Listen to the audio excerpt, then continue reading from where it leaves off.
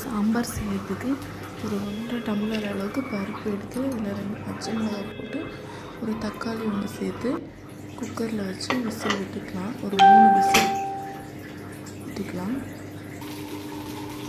விட்டுட்டு அந்த பருப்பு விசில் அடங்கினோடனே எடுத்து ஒரு பருப்பு கடையிற சட்டியில் வச்சு கடைஞ்சி எடுத்துக்கலாம். நல்லா கடைஞ்சி எடுத்துகிட்டு அதை வேறு பாத்திரத்துக்கு மாற்றி வச்சுக்கலாம்.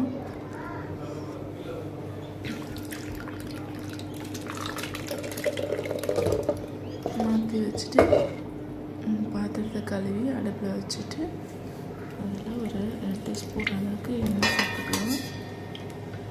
2 ஸ்பூன் அளவுக்கு எண்ணெய் சேர்த்து கொஞ்சமாக கடுகு சேர்த்துக்கலாம்.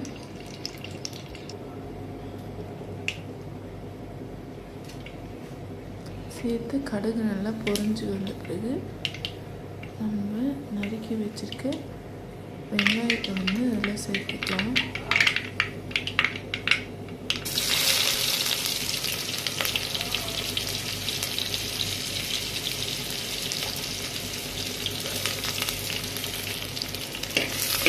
வெங்காயத்தை சேர்த்து நல்லா வதக்கி விட்டுக்கலாம்.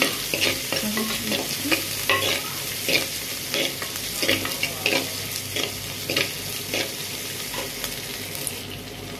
கொஞ்சமாக கருவேப்பிலை சேர்த்துக்கலாம்.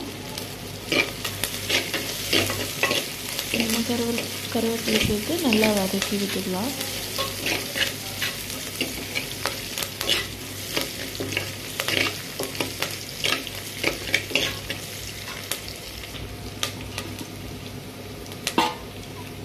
ஒரு தக்காளி கட் பண்ணி வச்சுருக்கேன். அந்த தக்காளியும் சேர்த்துக்கலாம்.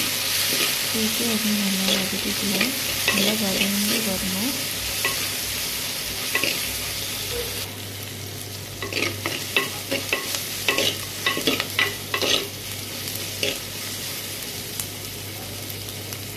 இந்த ஸ்டேஜில் கொஞ்சமாக பெருங்காயத்தூள் கொஞ்சம் சேர்த்துக்கலாம்.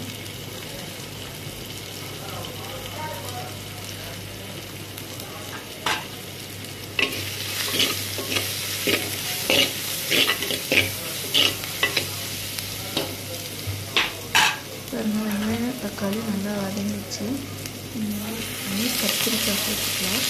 இது கத்திரிக்காய் சாம்பார், கத்திரிக்காயும் முருங்கைக்காயும் சேர்த்து சாம்பார் வச்சுக்கிறோம்.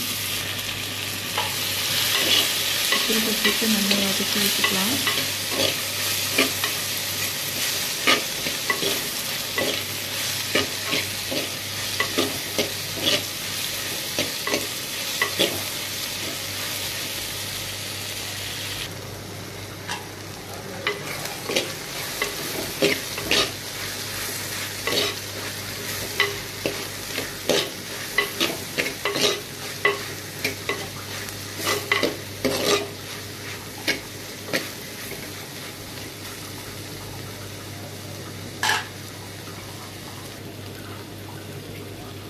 கத்திரிக்காய் நல்லா வதங்கிடுச்சு. இந்த ஸ்டேஜில் நம்ம கடைஞ்சி வச்சுருக்க பருப்பை அதில் சேர்த்துக்கலாம். பருப்பு சேர்த்து தேவையான அளவு தண்ணி சேர்த்துக்கலாம். தண்ணி சேர்த்துட்டு ஒரு 1/4 ஸ்பூன் அளவுக்கு மஞ்சள் பொடி கொஞ்சம் சேர்த்துக்கலாம். சேர்த்துட்டு நம்ம வீட்டில் அரைச்ச சாம்பார் பொடி சேர்த்துக்கலாம். 2 ஸ்பூன் அளவு 2 ஸ்பூன் அளவுக்கு சேர்த்துக்கலாம். சேர்த்து நல்லா கலக்கி விட்டுக்கலாம்.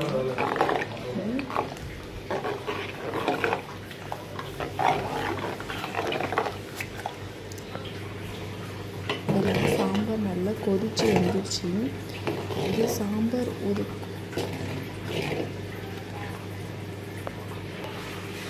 இந்த ஸ்டேஜில் நம்ம ஒரு முருங்கைக்காய் கட் பண்ணி வச்சுருக்கோம். அந்த முருங்கைக்காயை சேர்த்துக்கலாம். சேர்த்துட்டு உப்பு தேவையான அளவு சேர்த்துக்கலாம். ஆல்ரெடி பருப்புலேயே கொஞ்சம் உப்பு போட்டேன். இப்போ சாம்பாருக்கு தேவையான அளவு இன்னும் கொஞ்சம் உப்பு சேர்த்துட்டேன்.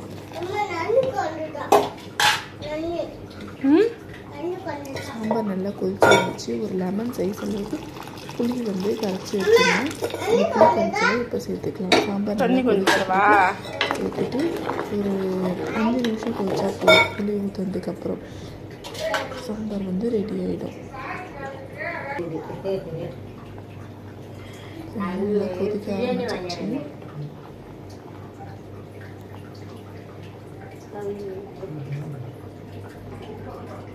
இப்போ வந்து நம்ம அடுப்பை ஆஃப் பண்ணிக்கலாம். நல்ல சாம்பார் கொதித்து ரெடி ஆகிடுச்சு. நீங்களும் ட்ரை பண்ணி பாருங்கள், நல்லாயிருக்கும். பிடிச்சிருந்தா என் சேனலை சப்ஸ்கிரைப் பண்ணி லைக் பண்ணி ஷேர் பண்ணுங்கள். தேங்க்யூ.